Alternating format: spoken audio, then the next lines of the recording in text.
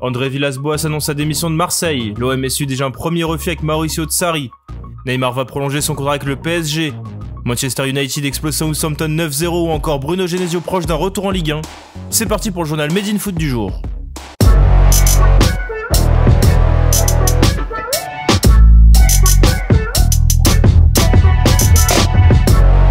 Un coup de tonnerre en conférence de presse à l'Olympique de Marseille hier.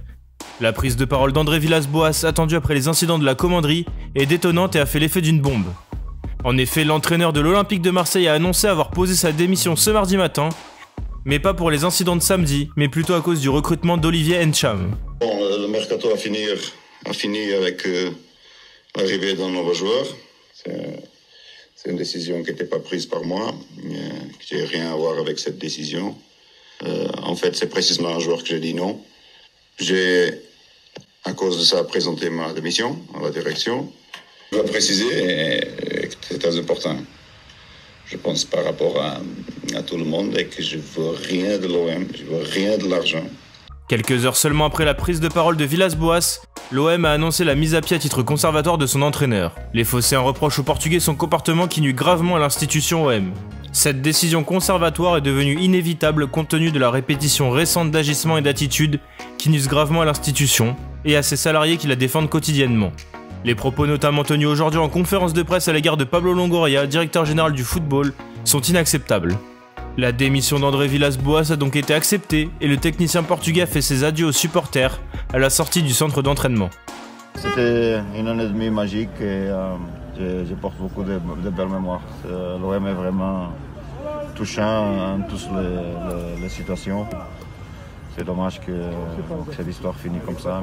Forcément, dans la soirée, les premières pistes de l'après Villas-Boas ont commencé à fuiter dans la presse. D'après les informations de Sky Italia, le club phocéen penserait notamment à Mauricio Sarri, 62 ans.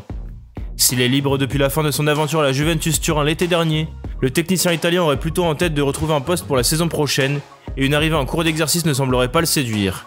D'après Fabrizio Romano, le technicien a d'ores et déjà refusé une offre de l'OM pour venir en cours de saison. Reste maintenant à savoir si le coach ne reviendra pas sur sa décision pour cet été. La deuxième piste est évoquée par nos confrères de la chaîne Téléfoot. On apprend ainsi que l'OM songerait également à Rafael Benitez. Âgé de 60 ans, le tacticien espagnol est aussi sans contrat depuis le 23 janvier dernier son départ du Dalian Yifang en Chine. Mais avant d'imaginer une arrivée de Benitez, l'OM doit préparer son déplacement à Lens ce soir. Si ce match ne sera pas préparé de la meilleure des manières, les Phocéens ont tout intérêt à redresser la barre après 4 défaites consécutives, toutes compétitions confondues. D'après la Provence et RMC Sport, 3 hommes remplaceront André Villas-Boas sur le banc marseillais ce soir, le responsable de la formation Nasser Largué, le coach de la réserve Philippe Anziani et Laurent Spinozzi, l'entraîneur des gardiens de la réserve. Alors que 10 matchs de Ligue 1 sont programmés ce mercredi dans le cadre de la 23e journée, M6 s'active pour récupérer l'affiche de dimanche prochain, le classique OM-PSG. Selon Europe 1, la chaîne de Nicolas de Taverneau a fait une offre payante à la Ligue pour diffuser le match qui n'a pour l'instant pas de diffuseur. En fin de contrat au 30 juin 2022, Neymar, 28 ans, serait tombé d'accord avec le PSG pour prolonger son contrat. La presse brésilienne a dévoilé l'information hier, qui a rapidement été confirmée par RMC Sport et Téléfoot. Le numéro 10 devrait signer un nouveau contrat de 4 ans avec le PSG. A noter que tout pourrait aller très vite puisqu'on évoque une officialisation cette semaine. Vendredi, Neymar fêtera son anniversaire et soufflera ses 29 bougies, l'occasion parfaite pour remplir avec Paris, qui a déboursé 222 millions d'euros pour sa venue en 2017.